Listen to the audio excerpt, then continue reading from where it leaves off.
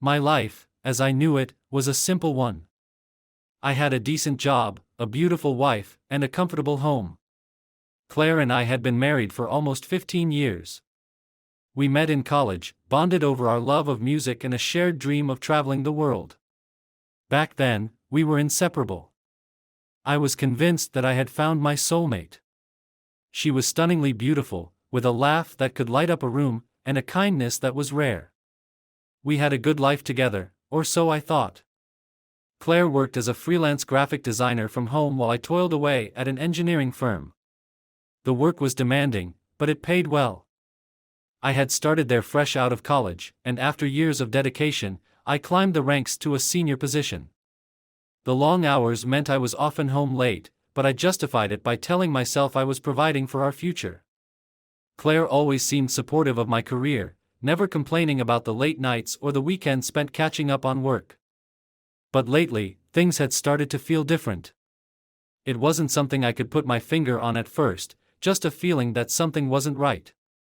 Claire had become distant, almost cold. Our conversations, once filled with laughter and deep discussions, had turned into mundane exchanges about dinner plans and grocery lists. She seemed distracted, spending more and more time on her phone or computer, even during the few hours we had together in the evenings. When I asked her about it, she brushed it off, saying she was just busy with work. Sex, once a frequent and passionate part of our relationship, had dwindled to almost nothing. Whenever I tried to initiate something, she'd complain about being tired or having a headache. I told myself it was just a rough patch, that all couples go through ups and downs, but the nagging doubt wouldn't leave me. It was like a shadow that followed me around, growing larger with each passing day. Things reached a tipping point one night when I came home earlier than usual. The office had closed early for a corporate event, which I conveniently skipped, opting instead for a quiet evening with Claire. I figured it would be a nice surprise, grab a bottle of her favorite wine, order in from the Thai place she loved, and spend some time together. Maybe this was what we needed to reconnect. When I walked through the door, I found the house eerily quiet. The lights were dimmed, and there was no sign of Claire. Her car was in the driveway, so I knew she was home. I called out to her, but there was no response. My heart started to race as I made my way through the house, each step heavier than the last. I found her in the living room, sitting on the couch with her laptop. She looked up, startled, as if I had caught her doing something wrong. "Oh, hey," she said, quickly closing the laptop. "You're home early." "Yeah, they let us off early today."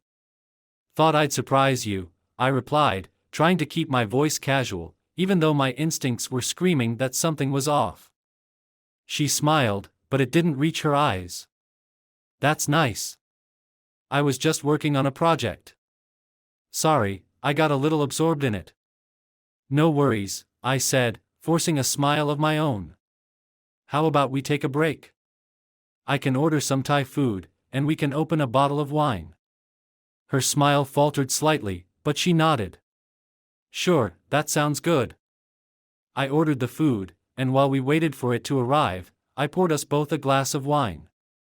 We sat in awkward silence, sipping our drinks. I couldn't shake the feeling that something was wrong, but I pushed it down, telling myself that I was just being paranoid. We made small talk while we ate, but it was strained, like we were both trying too hard to pretend that everything was fine. After dinner, Claire excused herself, saying she was tired and wanted to go to bed early. I watched her walk up the stairs, a heavy feeling settling in my chest. I finished my wine and decided to call it a night as well. But as I passed by the living room on my way to bed, I noticed something that stopped me in my tracks. Claire had left her laptop on the coffee table, still open. Normally, I wouldn't have thought twice about it, but something compelled me to take a closer look. I hesitated, feeling like I was crossing a line, but the unease that had been building inside me for weeks was too strong to ignore. I sat down on the couch and opened the laptop. The screen lit up, and my heart sank as I saw what was on the screen. It was an email, a draft that hadn't been sent yet. My eyes scanned the words, each one hitting me like a punch to the gut. "I can't stop thinking about you. I wish we could be together all the time. I miss you so much when you're not here. Last night was amazing, and I can't wait until we can be together again. I felt like the air had been sucked out of the room. My hand started to shake as I scrolled through the rest of the email, trying to make sense of what I was reading. There was no name mentioned, but the tone of the email left no doubt in my mind that it was meant for someone she was having an affair with. My stomach churned as the realization hit me: Claire was cheating on me. I sat there in stunned silence, the laptop still open in front of me. 1,000 thoughts raced through my mind, but one question stood out above all the others: who was she cheating with? And how long had this been going on? My mind was a whirlwind of anger, betrayal, and confusion. I needed answers, but I didn't know where to start. I closed the laptop and stood up, feeling a mixture of rage and heartbreak. This was not the life I had envisioned for us, not the future I had worked so hard to build. I knew that I had to confront her, but I needed more information first. I couldn't go into this blind, not without knowing who I was up against. That night, I barely slept. I lay awake, staring at the ceiling, trying to piece together the fragments of my shattered reality. The woman lying next to me, the one I had loved and trusted for so many years, was hiding something from me, something that could destroy everything we had built together. I knew that whatever happened next, there was no going back. My life, as I knew it, was about to change forever. The next morning, I woke up with a heavy weight in my chest. Claire was already up, getting ready for her day. I could hear the shower running in the bathroom and the soft hum of her voice as she sang to herself, a habit she'd had for as long as I could remember. Normally, it would have made me smile, but today it only served as a painful reminder of the facade she had been maintaining. I sat up in bed, my mind still reeling from the discovery I had made the night before. The draft of that email had been etched into my brain, every word like a shard of glass lodged in my heart. I needed to confront her, but I knew I had to be smart about it. If I rushed in without a plan, she could easily deny everything, or worse, manipulate the situation to make me seem like the bad guy. When Claire emerged from the bathroom, she looked at me with a smile, as if nothing had changed. She was wrapped in a towel, her hair damp and clinging to her shoulders. "Morning, babe," she said, leaning down to kiss me. I forced myself to reciprocate, the taste of betrayal bitter on my lips. "Morning," I replied, trying to keep my voice steady. As she moved around the room, getting dressed, I watched her closely. Every movement, every gesture seemed calculated, like she was performing a role she had perfected over the years. How long had she been lying to me? How long had she been pretending that everything was fine while secretly seeing someone else? "I've got a client meeting today," Claire said, pulling on a blouse. "It's a big one, so I might be home late. Do you need a ride?" I asked, keeping my tone casual. I needed to know where she was going, who she was meeting. "No, it's fine. I'll drive myself," she replied quickly, almost too quickly. "Besides, you've got that project deadline, right? You should focus on that." I nodded, though my mind was racing. She didn't want me to know where she was going. That much was clear. But I couldn't push her too hard without arousing suspicion. "Yeah, you're right. Good luck with your meeting." "Thanks," she said, flashing me a smile. She grabbed her purse and kissed me on the cheek before heading downstairs.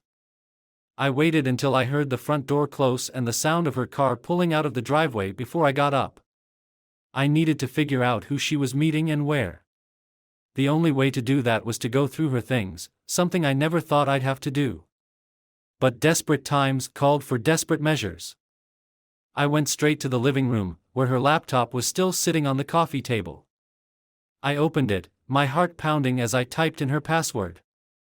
We had always been open about our passwords, back when I believed we had nothing to hide.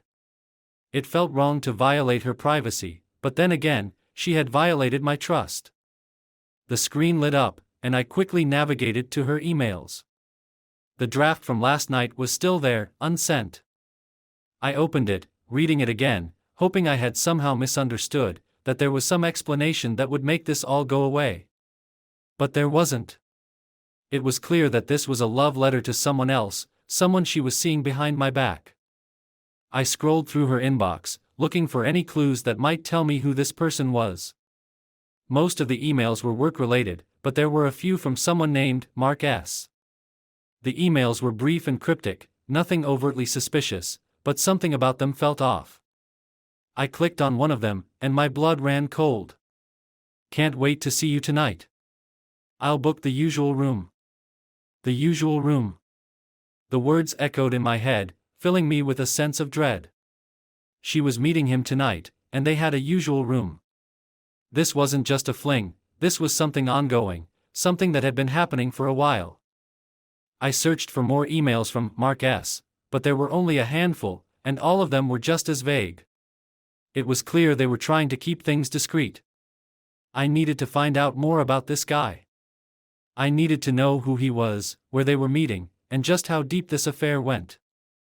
I opened Claire's social media accounts, looking for any sign of this Mark. There were no direct messages between them, no comments or likes that stood out. He was either very careful, or they were using another method to communicate. I checked her browsing history, looking for anything unusual. That's when I found it, a series of searches for hotels in the area. The dates matched the nights she had claimed to be working late. My stomach churned as I clicked on the links, each one leading to a different hotel, all within a few miles of our house. I made note of the dates and the locations. This was where she had been meeting him, lying to me about working late while she was sneaking off to some hotel room with another man. I closed the laptop, my hands trembling with anger and disbelief. I needed to confront her, but I couldn't do it without solid proof. She could easily deny everything, call me paranoid, and I had no doubt she would if it meant saving face. I needed to catch her in the act.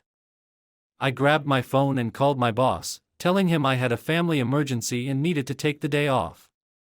He was understanding, told me to take all the time I needed.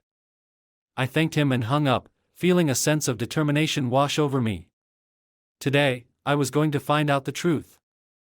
I waited until the time of her supposed meeting with Mark approached, then grabbed my keys and headed out. The drive to the hotel was tense, my mind racing with possibilities of what I might find. Part of me wanted to be wrong, to find her sitting in the lobby alone, working on her laptop like she said she would be. But deep down, I knew that wasn't going to happen. When I arrived at the hotel, I parked across the street, where I had a clear view of the entrance. My heart was pounding in my chest as I scanned the area, looking for any sign of her. Minutes felt like hours as I waited, my grip tightening on the steering wheel. Finally, I saw her. She pulled up in her car and parked a few spots away from the entrance. My breath caught in my throat as I watched her get out of the car, looking around nervously before heading inside. She was wearing a dress I hadn't seen before, something new and far too revealing for a business meeting. My blood boiled as I realized she had probably bought it just for him. I waited a few minutes before getting out of my car. I couldn't follow her too closely or she might notice me. I needed to be careful. I crossed the street and entered the hotel, my eyes scanning the lobby for any sign of her. She was nowhere to be seen, which meant she had already gone up to the room. I approached the front desk, trying to look as casual as possible. The receptionist looked up and smiled. "Good afternoon, sir. How can I help you?" "I'm supposed to meet my wife here," I said, forcing a smile. "She's in a meeting with someone named Mark. I think they booked a room for it. Could you tell me which one it is?" The receptionist hesitated, her smile faltering slightly. "I'm sorry, sir, but I can't give out that information. It's against our policy." I nodded, trying to hide my frustration. "I understand. Could you at least tell me if they're still in the lobby? I don't want to disturb them if they're already in the room." She glanced at her computer screen, typing something in. "It looks like they checked in about 10 minutes ago. They should be in the room by now." "Thank you," I said, my voice tight. I turned and walked away, my mind racing. I had what I needed. They were in a room together. Now, I just needed to figure out which one. I waited near the elevator, out of sight, until I saw a bellhop heading towards one of the rooms with a cart of champagne. I followed at a distance, my heart pounding with each step. The bellhop stopped in front of a door and knocked. A moment later, the door opened, and I saw Claire standing there, smiling at him as he handed her the champagne.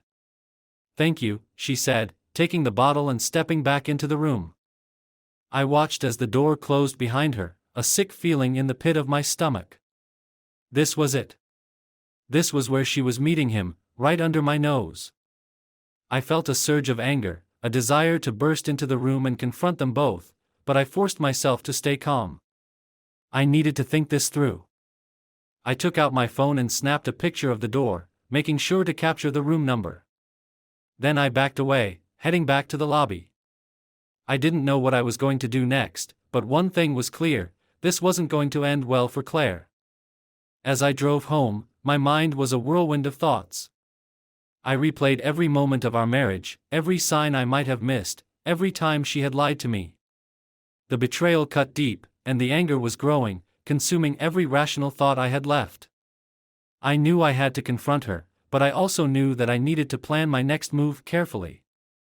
This wasn't just about getting revenge, this was about taking control of a situation that had spiraled out of my grasp. When I finally pulled into the driveway, I sat in the car for a long time, trying to calm the storm of emotions raging inside me. This was my life, the life I had built with Claire, and it was all falling apart because of her lies. But if she thought she was going to get away with this, she had another thing coming. Claire wasn't just going to lose her lover, she was going to lose everything. And I was going to make sure of it. I spent the rest of that day in a haze, replaying everything I'd uncovered over and over again in my mind. Every detail, her secrecy, the emails, the hotel, the dress, all confirmed the horrible truth. Claire was cheating on me, and now I knew where and when. My initial shock had settled into a cold, calculated resolve. She wasn't going to get away with this. That evening, I waited. I didn't call her or text her. I wanted to see what she'd say when she walked through the door. I had imagined this confrontation 1,000 different ways. Sometimes I'd scream at her, other times I'd demand an explanation, and sometimes I just wanted to watch her squirm under the weight of her lies. But nothing could have prepared me for the reality of it. Claire didn't come home until late. It was almost midnight and I heard her car pull into the driveway. I sat in the darkened living room, waiting. My heart was pounding in my chest, my fists clenched so tight my knuckles were white. I had to keep reminding myself to stay calm, to keep control, but it was hard. The anger was boiling just under the surface, and I was afraid of what might happen once the lid came off. When she finally walked through the door, she looked surprised to see me sitting there. Her hair was slightly disheveled, her lipstick smudged, a far cry from the composed woman who had left the house that morning. She froze when she saw me, a flicker of something, guilt, fear, crossing her face before she masked it with a tired smile. "You're up late," she said, her voice casual but with an undercurrent of tension. "I didn't think you'd still be awake." "I couldn't sleep," I replied, my voice cold, devoid of any warmth. I watched her closely, waiting to see if she would lie to me. She shifted uncomfortably, her eyes darting around the room, avoiding mine. "Yeah, I guess it was a long day. The meeting ran late, and then there was some traffic on the way home." "Must have been some meeting," I said, unable to keep the sarcasm out of my voice. She looked at me, her eyes narrowing slightly as if trying to gauge what I knew. "It was very involved. But productive." I almost laughed at the absurdity of it all. Productive. The word hung in the air, a cruel joke. She was lying to my face, and she didn't even flinch. It made me wonder how many times she had done this before, how many lies she had told that I had blindly accepted. "Claire," I said, standing up from the couch and taking a step toward her. "Do you think I'm stupid?" The question caught her off guard.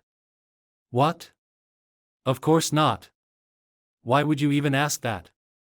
"Because you're lying to me," I snapped, the anger bubbling up again. "And you've been lying to me for a long time, haven't you?" Her face went pale, the blood draining from her cheeks. She opened her mouth to say something, but I didn't give her the chance. "Don't you dare lie to me again," I warned, my voice shaking with the effort it took to keep my anger in check. "I know where you were tonight, Claire. I know who you were with." She stared at me, her eyes wide with shock. For a moment, I thought she might deny it, try to weasel her way out of it like she always did. But then something in her broke. Her shoulders slumped, and she let out a shaky breath. I'm sorry," she whispered, her voice trembling. "I didn't mean for it to happen." "I didn't mean for it to happen?" I cut her off, my voice rising. "You've been sneaking around behind my back, lying to me, sleeping with someone else, and you didn't mean for it to happen? Do you think that makes it better?" Tears welled up in her eyes, but I felt nothing. I had spent the entire day wrestling with my emotions, and now that I was finally confronting her, all I felt was a cold, empty rage. "It's not what you think," she said, her voice cracking. "It's just. I was lonely, and things between us haven't been the same, and I—" "Stop," I said, my voice like ice. "Don't you dare try to blame this on me. Don't you dare try to justify what you've done." She broke down then, the tears spilling over as she covered her face with her hands. "I'm sorry," she sobbed. "I didn't want to hurt you. I never wanted to hurt you." "But you did," I said, my voice flat. "You hurt me more than you can possibly imagine." She cried harder, her shoulders shaking with the force of it, but I couldn't find it in myself to feel any sympathy. I had loved this woman, trusted her, built a life with her, and she had thrown it all away for, what? A fling? A distraction? I wanted to know who this Mark was, wanted to drag every last detail out of her, but the anger was so overwhelming that I couldn't bring myself to care about the specifics. All I could see was the betrayal, the lies, the years of my life wasted on someone who had been unfaithful. I let her cry for a while, standing there in the middle of the living room, looking as pathetic as she had made me feel. When the tears finally slowed, she looked up at me, her face a mess of mascara and guilt. "Please," she begged, her voice barely a whisper. "Please don't leave me. We can work this out. We can go to counseling, or whatever it takes. Just don't leave me." I stared at her, a bitter taste in my mouth. This was the woman who had looked me in the eye, day after day, and lied to me. This was the woman who had sworn to love and honor me, who had taken vows in front of our friends and family, and then trampled all over them. And now she was begging me not to leave? "Why?"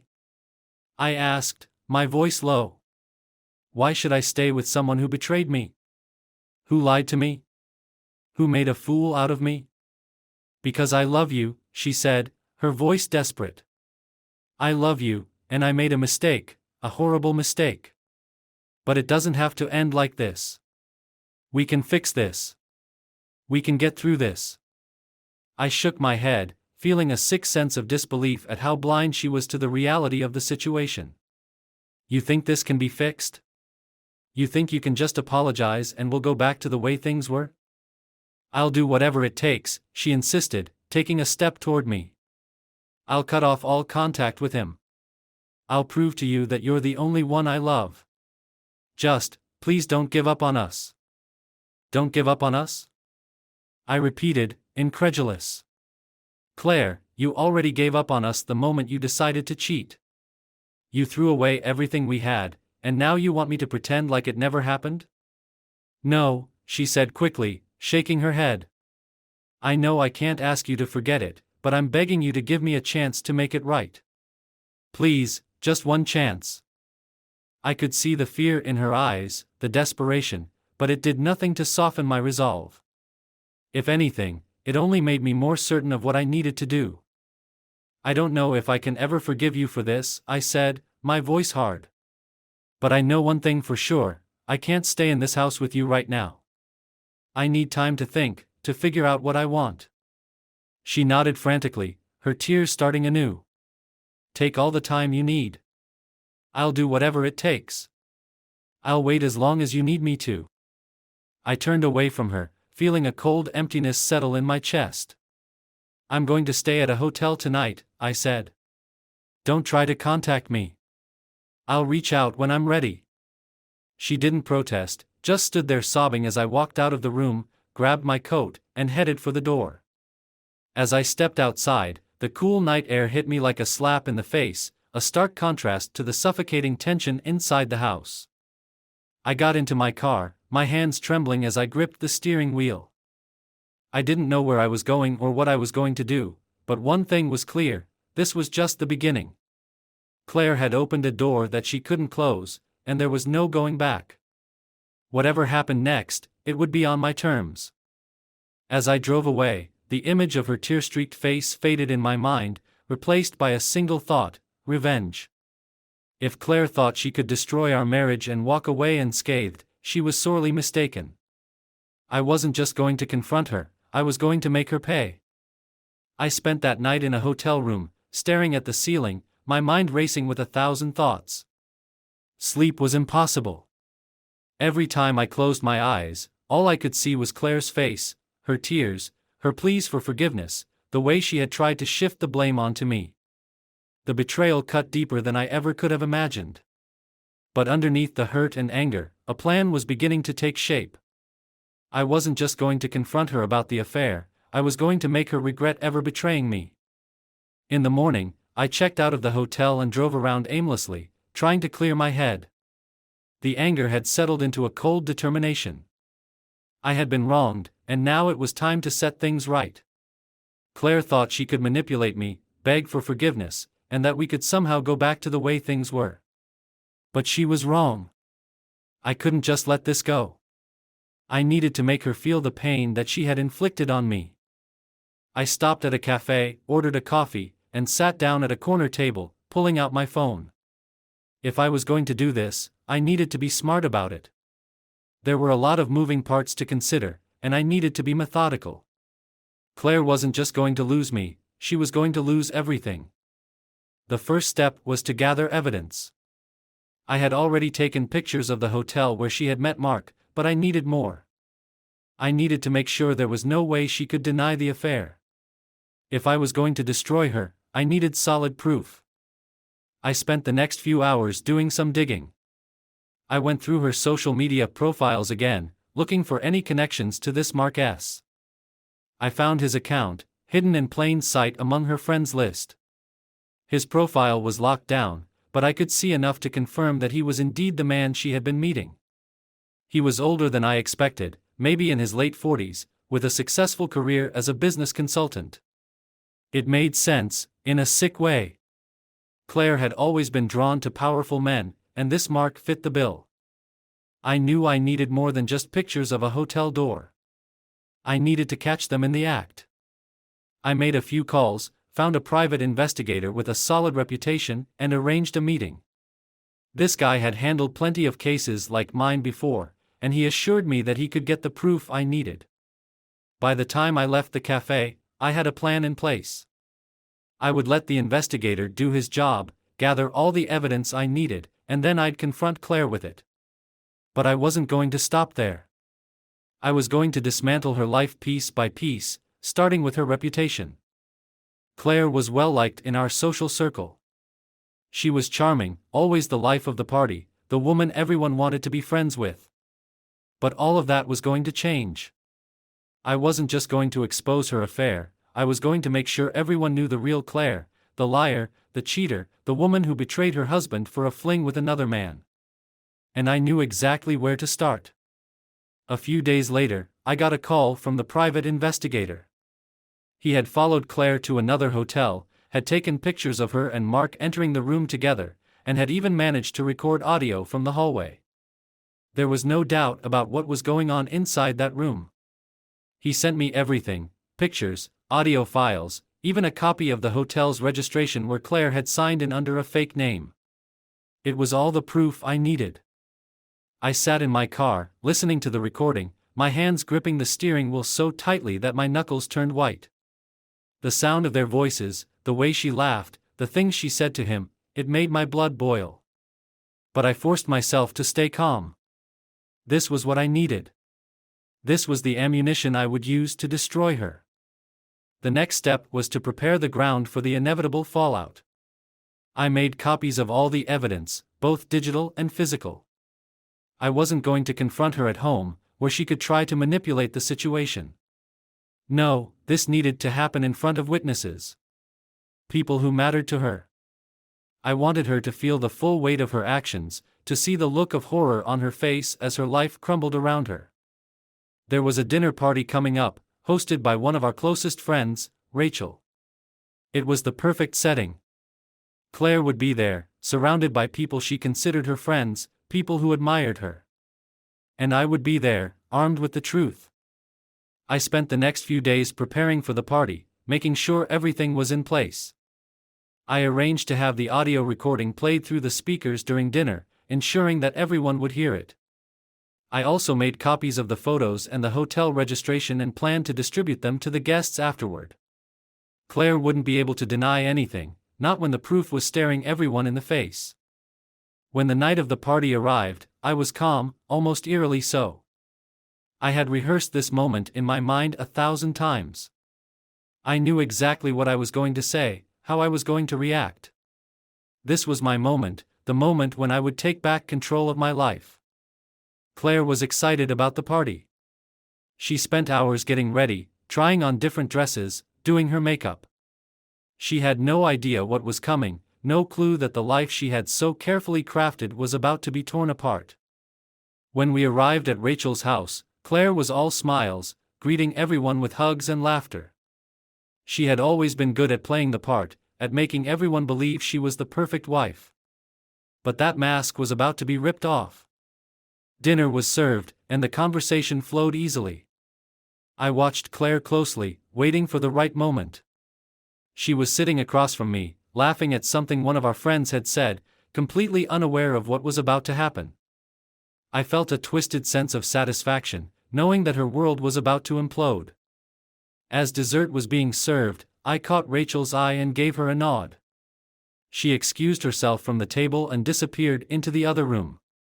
A moment later, the sound of Claire's voice filled the room. It was faint at first, just background noise, but then it became clear, too clear. The laughter, the words she spoke to Mark, the unmistakable sounds of betrayal.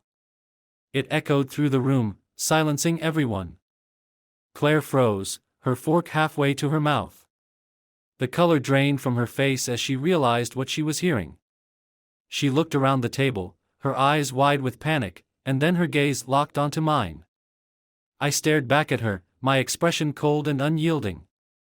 "What the hell is that?" someone at the table muttered, breaking the stunned silence. Claire opened her mouth to speak, but no words came out. She looked like she was about to be sick. Her eyes darted around the room, as if searching for a way out, but there was none. The audio continued to play, every word, every sound a knife twisting in her gut. When the recording finally ended, the silence was deafening.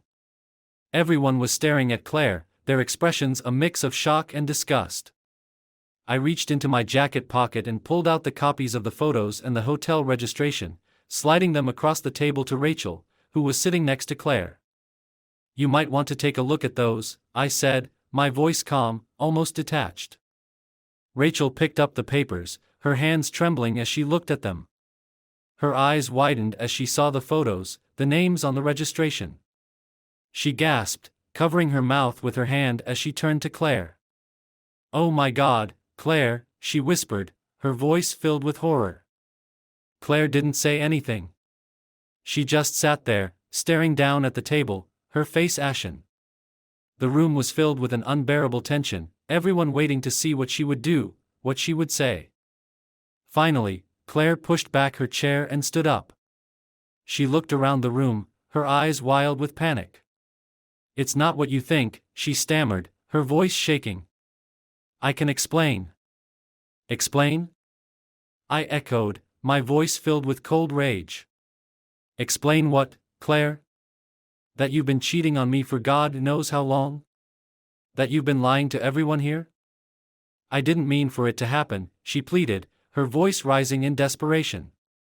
"Please, just let me explain." But no one was listening. The damage had been done. The truth was out, and there was no going back.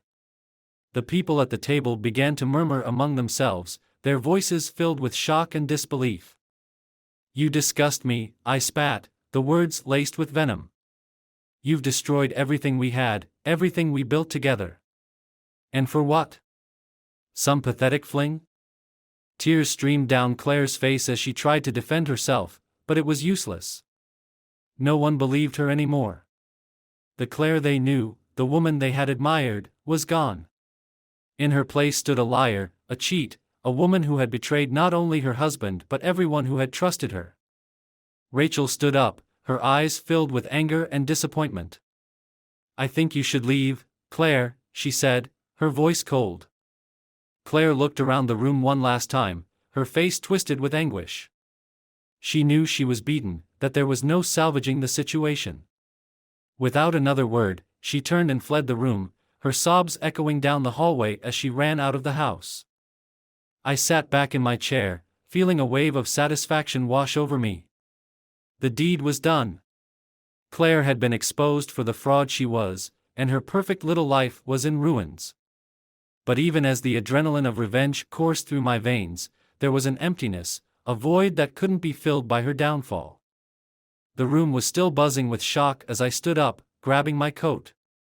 "I'm sorry you all had to see that," I said, though I wasn't really sorry. "But I thought you deserved to know the truth." With that, I walked out of the house, leaving behind a room full of shattered illusions and the echoes of Claire's disgrace. The cold night air hit me as I stepped outside, but it did nothing to soothe the burning anger still simmering inside me. Claire's life was in tatters, but this was just the beginning. She had betrayed me in the worst possible way, and now it was my turn to take everything from her, just as she had taken everything from me. And I knew exactly where to start. The days that followed the dinner party were a whirlwind of fallout. Claire had retreated into hiding, too ashamed to face the world, while the news of her betrayal spread through our social circle like wildfire. Friends who had once admired her now spoke in hushed tones about her disgrace, and it was clear that her reputation was in shambles. The satisfaction I felt from exposing her was intense, but it wasn't enough. Not yet. Mark S., the man she had been seeing, was still out there, untouched by the chaos that had consumed Claire's life. I couldn't let that stand. He was just as responsible for the destruction of my marriage as she was, and he needed to face the consequences. I had made Claire pay for her betrayal, now it was time to make him pay as well. The first step was finding out more about him. The private investigator had already given me some details, a name, a face, a job, but I needed more. I needed to know who he was, where he worked, and most importantly, what his weaknesses were. I spent hours researching him online, combing through his social media profiles, his professional background, and anything else I could find. The more I learned, the more I hated him. Mark S. was the epitome of a smug, self-satisfied bastard. He was successful, wealthy, and well-connected, with a polished image that he carefully curated online. He traveled frequently for business, always staying in the best hotels, dining at the finest restaurants, and rubbing elbows with the elite. His life seemed perfect on the surface, but there were cracks beneath that polished exterior, cracks I intended to exploit. I discovered that Mark was married, though he kept his wife out of the public eye. They had been married for over 20 years, and from what I could tell, she was blissfully unaware of his extracurricular activities. The irony wasn't lost on me. Mark was doing to his wife what he had helped Claire do to me. The thought of him living a double life, pretending to be the devoted husband while cheating behind his wife's back, made my blood boil. I knew then that his wife was the key to my revenge. If I could destroy his marriage the way he had destroyed mine, it would be the perfect payback. I spent a few more days gathering information, making sure I had everything I needed before making my move. I found out where Mark's wife, Sandra, volunteered, a local animal shelter, and where she liked to spend her afternoons, often at a nearby cafe with friends. I even learned the name of her best friend, a woman named Julia, who seemed to be her closest confidant.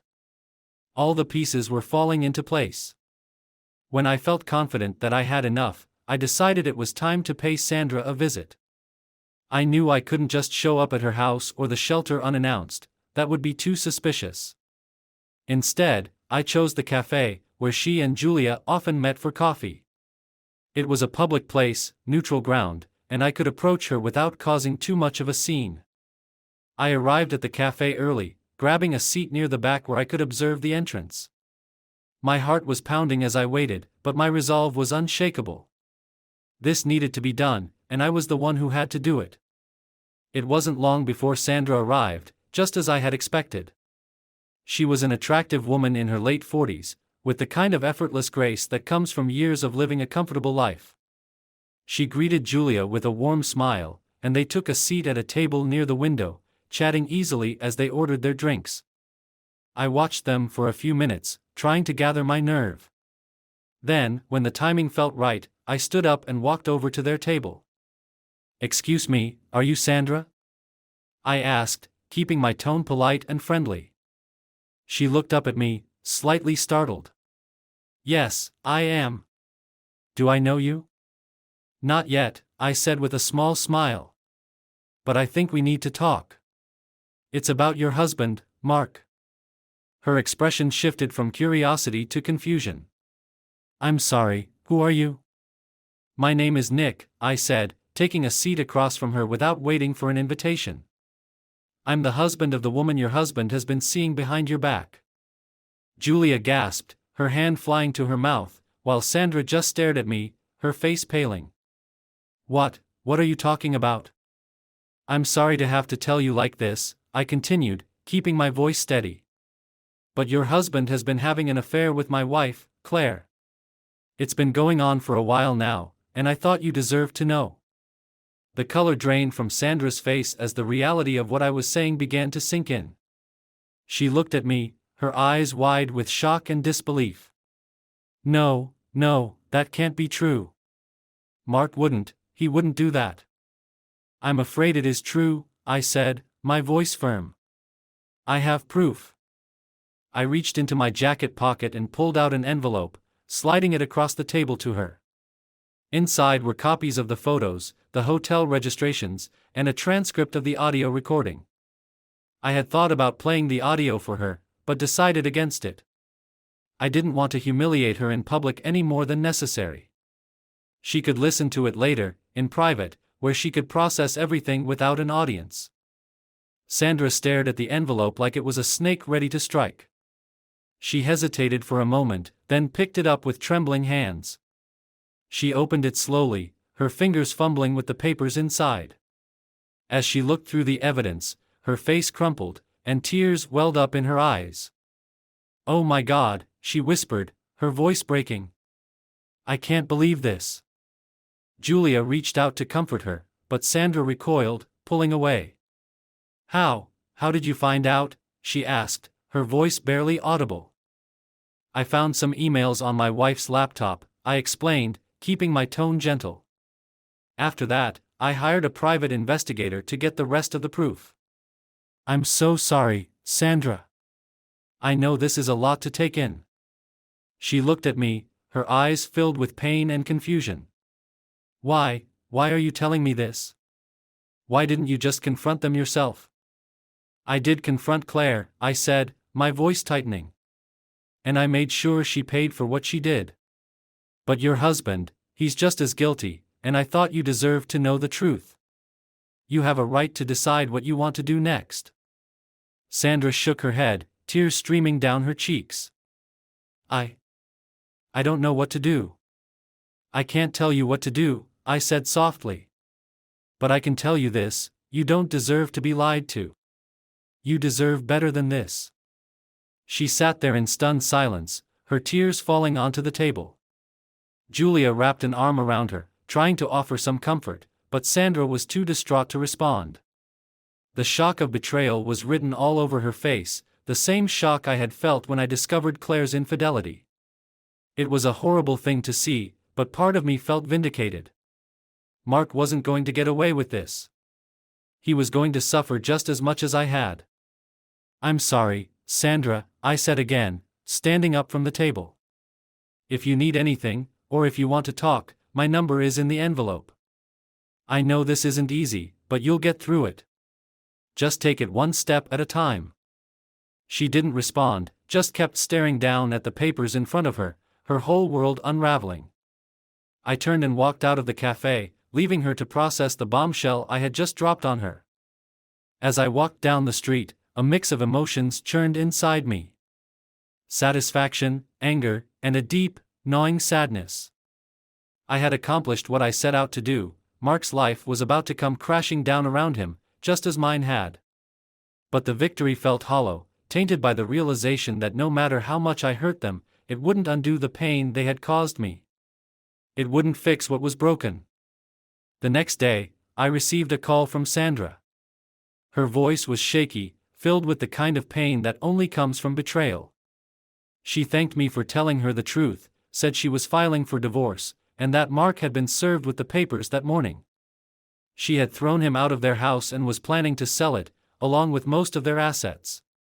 She wanted to make a clean break, to start over without the shadow of his infidelity hanging over her. I wished her well, told her that she was doing the right thing, but as I hung up the phone, a strange emptiness settled over me. I had done what I set out to do. I had destroyed Mark's life, ruined his marriage, and ensured that he would lose everything. But the satisfaction I had expected to feel wasn't there. Instead, I felt hollow, like the act of revenge had taken something from me that I couldn't get back. I tried to push the feeling away, telling myself that this was what they deserved. They had betrayed me, destroyed my marriage, and now they were paying the price.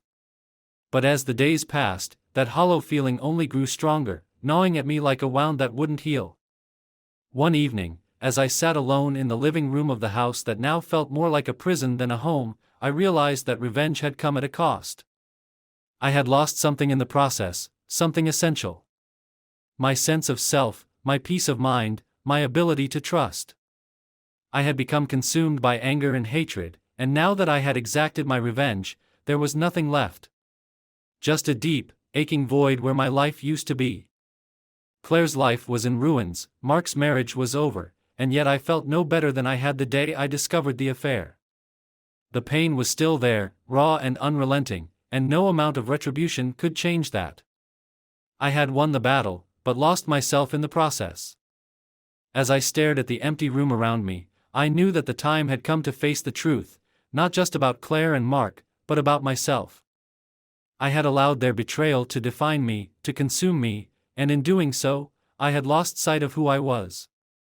If I was ever going to move on, I needed to let go of the anger, the hatred, the need for revenge. I needed to find a way to rebuild my life, not based on the destruction of theirs, but on something new, something better. But first, I had to confront Claire one last time, to put an end to the cycle of pain and finally make a decision about our future. The time for revenge was over. Now, it was time to find some semblance of closure. After everything that had happened, the thought of confronting Claire one last time filled me with a sense of dread and finality. I had exposed her affair, destroyed her reputation, and taken my revenge on her lover. But there was still one final chapter to be written, one last conversation that would determine where we went from here, whether there was anything left to salvage or if we were beyond repair. I hadn't spoken to Claire since the dinner party. She had tried calling and texting me numerous times, but I ignored every message, too consumed with my own anger and the fallout from my actions. But now, after days of reflection, I realized that avoiding her wasn't helping. We needed to have a real conversation, to face each other and confront the mess that our marriage had become. I decided to meet her at the house. It was still our home, even though it no longer felt like one. The walls that had once echoed with laughter and love and now seemed cold and empty, a reflection of the distance that had grown between us. I called Claire that afternoon and told her to meet me there after work. She sounded surprised to hear from me, almost relieved, but there was a nervousness in her voice that told me she knew this was going to be the conversation that determined everything. When I arrived at the house, I was greeted by silence. I walked through the front door, taking in the familiar surroundings that now felt so foreign. The photos of our life together still hung on the walls, mocking reminders of what we had once been. I felt a pang of sorrow as I looked at them, knowing that those moments were gone forever, replaced by the harsh reality of betrayal and broken trust. I waited in the living room, my mind racing with thoughts of what I was going to say, how I was going to approach this conversation. Part of me still wanted to lash out, to make her feel the full weight of the pain she had caused. But another part of me just wanted it all to be over, to find some semblance of peace and closure. The sound of Claire's car pulling into the driveway snapped me out of my thoughts. I heard the door open and close, her footsteps approaching the living room. My heart was pounding in my chest as she appeared in the doorway, looking hesitant and afraid. "Nick," she said softly, her voice trembling. "I'm glad you called." I didn't respond immediately, just stared at her, taking in the sight of the woman who had once been everything to me. She looked tired, worn down by the weight of everything that had happened. Her eyes were red, as if she had been crying, and there was a sadness in her expression that I hadn't seen before. For a moment, I almost felt sorry for her. Almost. "Claire," I said finally, my voice calm but distant. "We need to talk." She nodded and took a seat on the couch, her hands clasped tightly in her lap. "I know. I've been wanting to talk to you, but I didn't know how. I didn't know if you'd even want to hear from me. After everything that's happened, I'm not sure I do," I admitted, sitting down across from her. "But we can't keep avoiding this. We need to figure out what we're going to do." She looked down at her hands, her voice barely above a whisper. "I'm so sorry, Nick. I know I've said it 1,000 times, but I really am. I never meant to hurt you like this. I never meant for any of this to happen." I studied her face, searching for any sign of deception, but all I saw was regret and pain. It was clear that she was genuinely sorry, but that didn't make what she had done any easier to forgive. "Why, Claire?" I asked, my voice cracking with emotion. "Why did you do it? Why did you throw everything away for some meaningless affair?" She looked up at me, tears brimming in her eyes. "It wasn't meaningless, Nick. I mean, it didn't start out that way. At first, it was just. I was lonely. You were always working, always busy with your job, and I felt like you didn't see me anymore. Like I was invisible." Her words hit me like a punch to the gut. I had spent so much time focusing on my career, on providing for us, that I hadn't noticed how distant we had become. But that didn't excuse what she had done. It didn't justify the betrayal. "So you found someone who made you feel seen?" I asked bitterly. "Someone who made you feel special?" She nodded, tears spilling over. "It started with just talking, you know? Mark listened to me. He made me feel important, like I mattered. And then, it escalated. I didn't plan for it to happen, but it did. And I didn't know how to stop it. I felt a surge of anger at the mention of Mark's name, but I forced it down. I had already dealt with him. Now it was time to deal with Claire. And what about now?" I asked, my voice cold. "Do you still care about him?" She shook her head vigorously. "No, Nick. It's over. I ended it the moment you found out. I haven't spoken to him since. I realized how wrong I was, how much I had hurt you, and I couldn't go on with it. I don't want him, Nick. I want you. I want us." Her words were desperate, pleading, but they did little to soften the wall I had built around myself. I had loved Claire with all my heart, but that love had been tainted by the lies and deceit. Could I really just forgive her and move on? Could we ever get back to what we had before? Do you really think we can just go back to the way things were? I asked, my voice trembling with emotion. After everything that's happened, after all the lies? How do you expect me to trust you again? She looked at me, her eyes filled with a deep sadness. I don't know, Nick. I don't know if you can ever trust me again. But I want to try. I'm willing to do whatever it takes to make it right. I know I've hurt you, and I know I've destroyed your trust in me, but I don't want to lose you. I can't lose you. Her voice broke, and she began to sob, her body shaking with the force of her emotions. Watching her like this, so broken, so vulnerable, a part of me wanted to reach out, to comfort her, to tell her that we could work through this. But another part of me, the part that had been shattered by her betrayal, couldn't forgive so easily. I don't know if I can do this, Claire, I said, my voice heavy with pain. I don't know if I can ever look at you the same way again. She wiped her tears, her hands trembling. Please, Nick, don't give up on us. We've been through so much together. We can get through this too. We can go to counseling, we can talk about everything, we can rebuild what we had. Just, please don't walk away. I stared at her, torn between the love I once felt and the pain that still lingered. Part of me wanted to believe her, to believe that we could somehow find our way back to each other. But another part of me knew that things would never be the same. The trust was gone, and without trust, what kind of relationship could we possibly have? What about me? I asked, my voice filled with bitterness. What about what I need? You say you want to rebuild, that you want to work things out, but have you thought about what this has done to me? How do you expect me to move on from this? She looked at me, her eyes pleading. I know I've hurt you, Nick. I know I've broken your heart. But I'm asking you to give me a chance to make it right.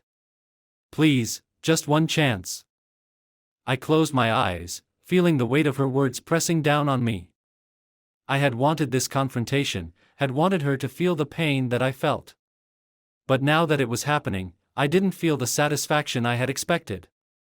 All I felt was a deep, aching sorrow for what we had lost. I don't know if I can, Claire, I whispered, the words almost choking me. I don't know if I can ever forgive you. She reached out, grabbing my hands in hers. Please, Nick. I love you. I've always loved you. Don't let this be the end of us. I looked down at our joined hands, feeling the familiar warmth of her touch. It was a touch that had once brought me comfort, but now it only reminded me of the betrayal. I pulled my hands away, standing up from the couch. I need time, Claire, I said, my voice hollow. I need time to think, to figure out what I want. She looked up at me, her face crumpling with despair. How much time? I don't know, I admitted. But I can't stay here. I need to get away, clear my head. She nodded, her tears flowing freely. Okay. Take all the time you need. Just, please don't shut me out completely. I couldn't bring myself to respond. I turned and walked out of the living room, feeling the weight of her gaze on my back as I left. I didn't know where I was going or how long I would be gone, but I knew one thing for certain, I couldn't stay in that house, in that life, any longer. As I drove away, the pain of our last conversation echoed in my mind. Claire had begged for forgiveness, had pleaded with me to give her a second chance. But could I? Could I really forgive her for everything she had done, or was our marriage doomed to end in ashes? The road stretched out before me, a path leading into the unknown. I didn't know what the future held, but I knew that the decision I made in the coming days would change everything. This was the moment of truth, the moment when I would have to choose between the life I had known and the possibility of something new. But as the miles passed and the distance between me and Claire grew, I realized that the answer wouldn't come easily. This was a decision that would take time, reflection, and perhaps a willingness to let go of the past. And until I could find that answer, I would keep driving, searching for the peace that had eluded me for so long. The days that followed my last conversation with Claire were some of the hardest of my life.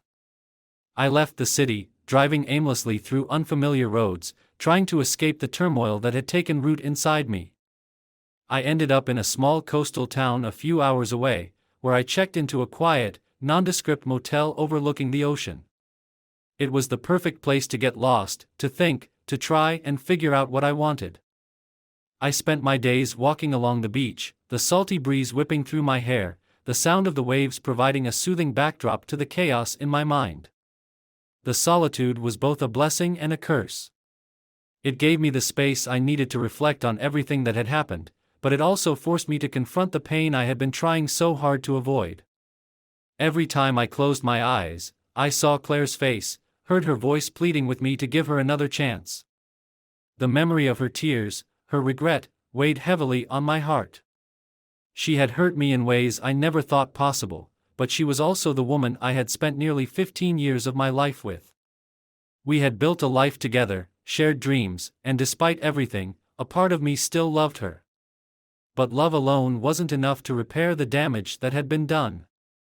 As the days turned into weeks, I knew that I couldn't keep running forever. I had to make a decision, one way or another.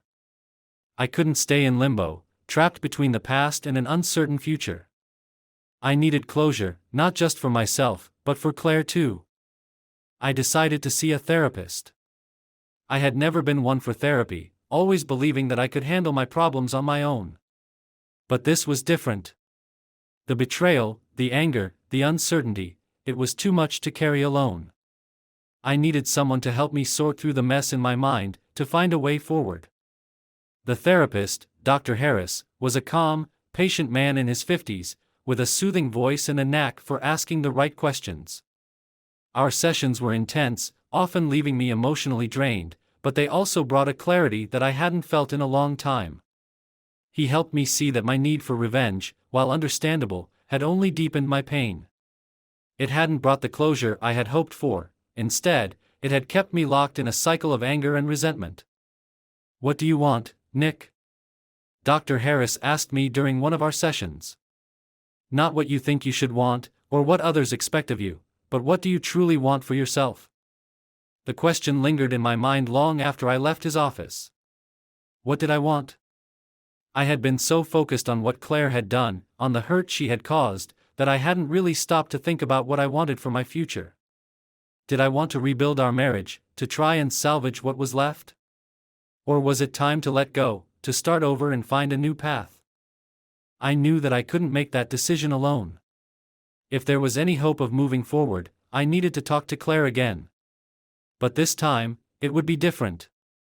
I wasn't going to confront her with anger or accusations. I needed to have an honest conversation, to see if there was anything left worth saving, or if we were better off going our separate ways. I called Claire and told her that I wanted to meet, that I was ready to talk. She agreed, her voice tinged with both relief and nervousness. We decided to meet at a park in the city, a neutral place where we could talk without the weight of our shared home bearing down on us. When I arrived at the park, Claire was already there, sitting on a bench near a small pond. She looked anxious, fidgeting with her hands as she watched the ducks swim lazily across the water. I took a deep breath and walked over, feeling a mixture of dread and determination.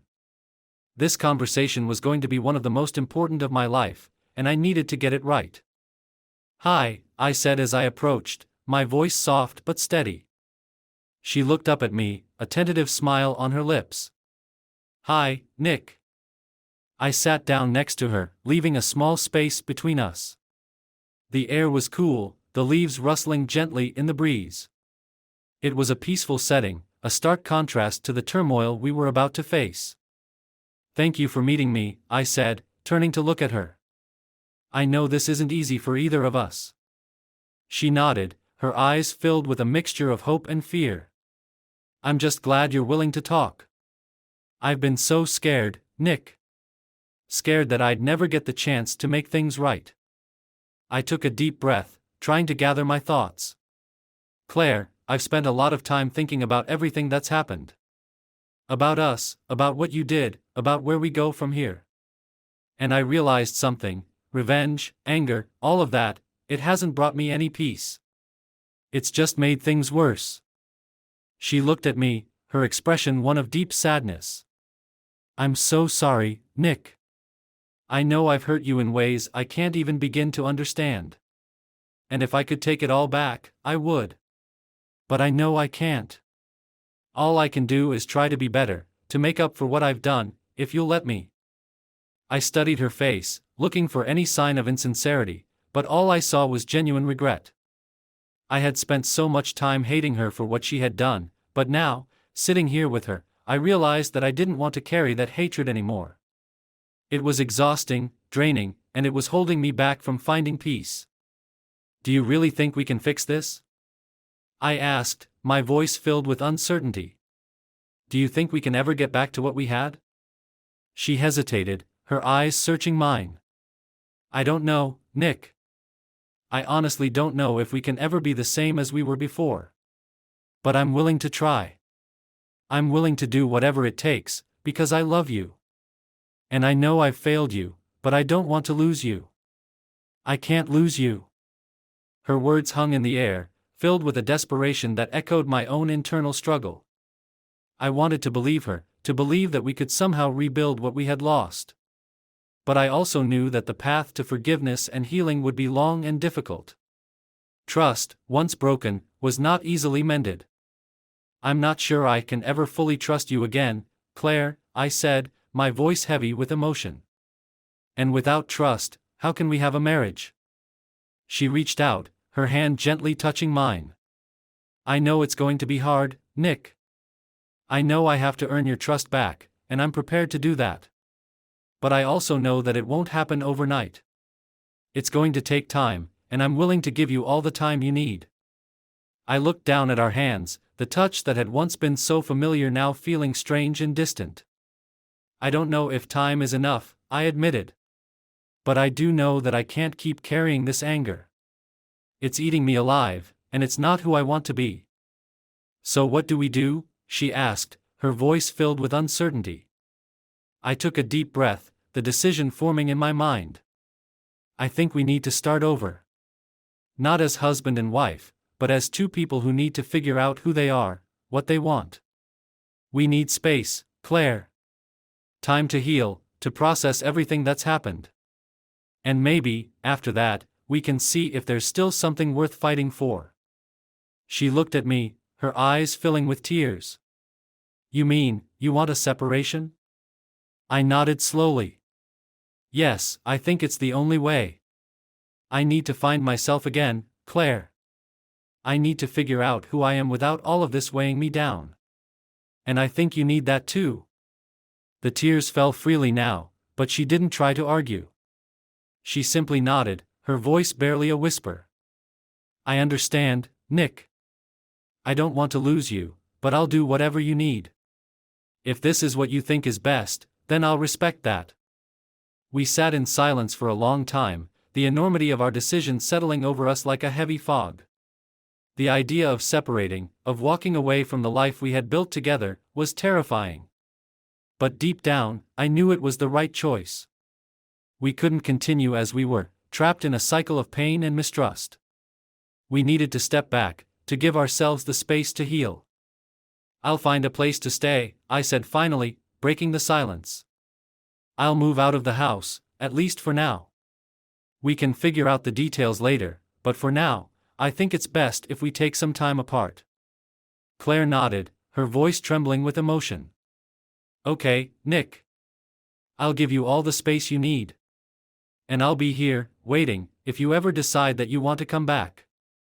I stood up, feeling the weight of our conversation pressing down on me. This wasn't the ending I had imagined, but it felt like the only way forward. Claire stood up as well, her eyes filled with sorrow as she looked at me. Goodbye, Claire, I said softly, turning to walk away. Goodbye, Nick, she whispered, her voice breaking. As I walked away, leaving her standing there alone, I felt a strange mixture of relief and sadness. We were both hurting, both struggling to come to terms with what had happened. But at least now, we had a plan. A way forward, even if it was a difficult one. The separation wasn't a final goodbye. It was a chance for both of us to reflect, to heal, to figure out what we wanted from life. Whether or not we would find our way back to each other was uncertain, but at least now, we had the space to try. As I drove away from the park, I felt a sense of closure begin to settle over me. The anger, the need for revenge, the pain, they were still there, but they no longer consumed me. I had taken the first step toward healing, and I knew that whatever the future held, I would face it with a clearer mind and a stronger heart. For now, the road ahead was uncertain, but it was mine to travel. And that was enough. The days following our decision to separate were a mix of relief, sorrow, and a strange sense of liberation. I moved out of the house, finding a small apartment on the other side of town. It was modest, nothing like the home Claire and I had shared, but it was mine. It was a place where I could start to rebuild, to figure out who I was outside of the marriage that had defined so much of my adult life. The first few nights in the apartment were quiet and lonely.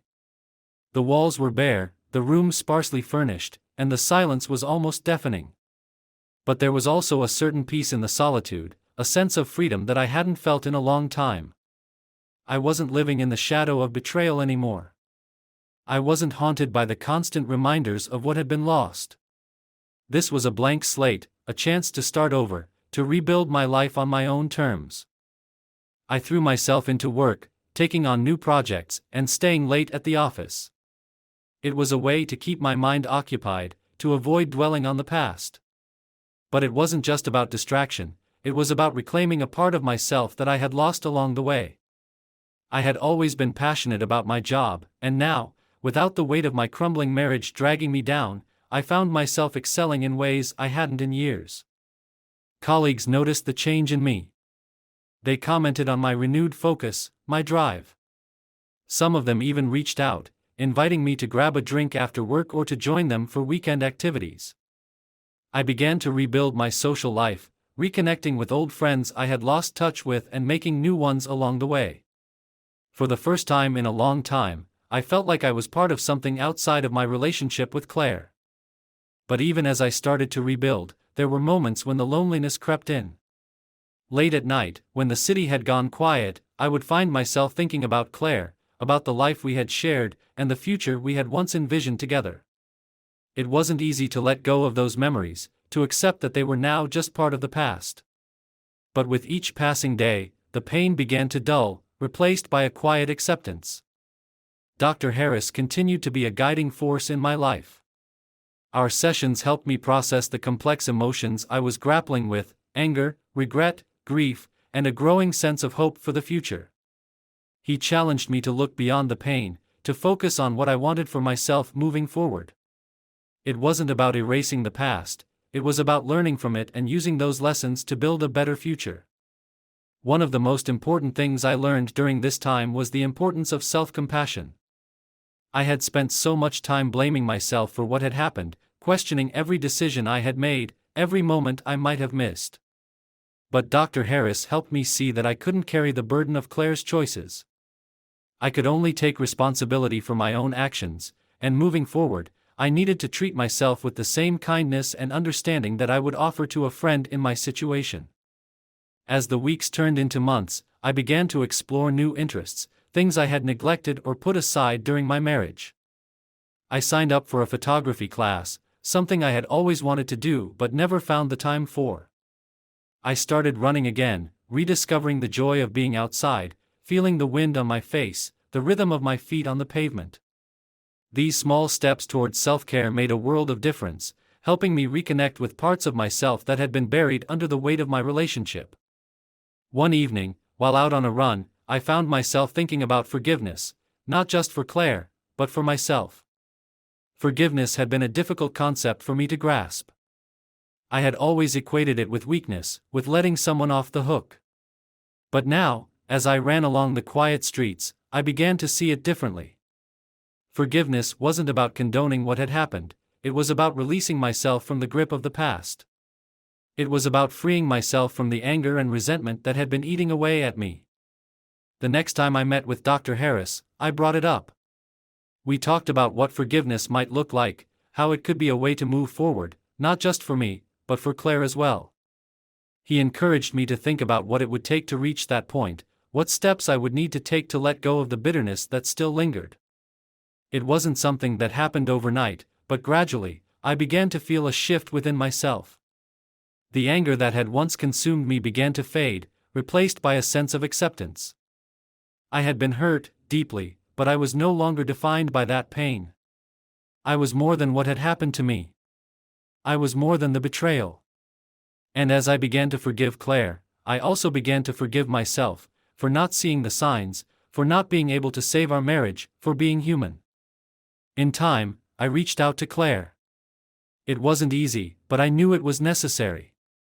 We met for coffee, in a small cafe that had once been our favorite. The atmosphere was different now, charged with the weight of everything that had happened, but there was also a sense of closure in the air. "I've been doing a lot of thinking," I said, my voice steady but filled with emotion. About us, about what happened, and about where we go from here.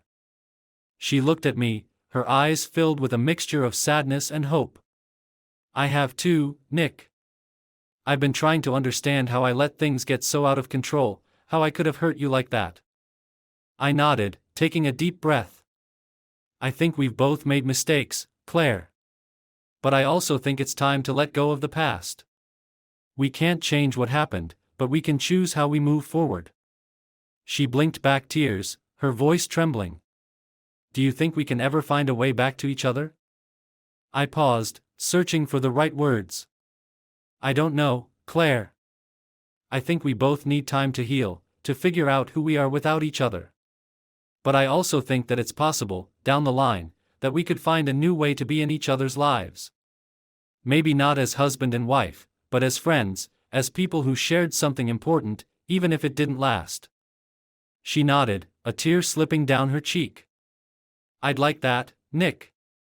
I'd really like that. We sat in silence for a while, the tension between us easing into something softer, something almost peaceful. It was a moment of understanding, of acceptance that our marriage was over, but that didn't mean we had to be enemies. We could move forward separately, but with respect and kindness, rather than anger and bitterness. As we parted ways that day, I felt a sense of closure that had eluded me for so long. The weight of the past had finally lifted, leaving me with a sense of freedom I hadn't felt in years. Claire and I had both made mistakes, but we were also both capable of moving on, of finding happiness in new places, with new people, and maybe even with each other someday in a different way. In the months that followed, I continued to build my new life. I grew closer to my friends, invested more time in my hobbies, and even started dating again, though I was careful not to rush into anything serious. I was learning to enjoy my own company, to find contentment in the life I was creating for myself. One day, as I sat on the balcony of my apartment, watching the sunset over the city, I felt a deep sense of peace. The journey had been long and painful, but it had also been transformative. I had lost a lot, but I had gained something too, a stronger sense of self, a deeper understanding of what I wanted from life, and the knowledge that I could survive even the most devastating of betrayals. Life, I realized, wasn't about avoiding pain or protecting myself from loss. It was about embracing the full spectrum of experiences, the highs and the lows, and finding meaning in the journey. I had been through hell, but I had come out the other side stronger, wiser, and ready to face whatever the future held. As the sun dipped below the horizon, casting a golden glow over the city, I felt a quiet contentment settle over me. The past was behind me, and the future was wide open, filled with possibilities I had yet to explore. I didn't know what lay ahead, but I knew one thing for certain: I was ready for it. I was ready to live again, to love again, and to embrace whatever life had in store. And with that realization, I knew that my new life had truly begun.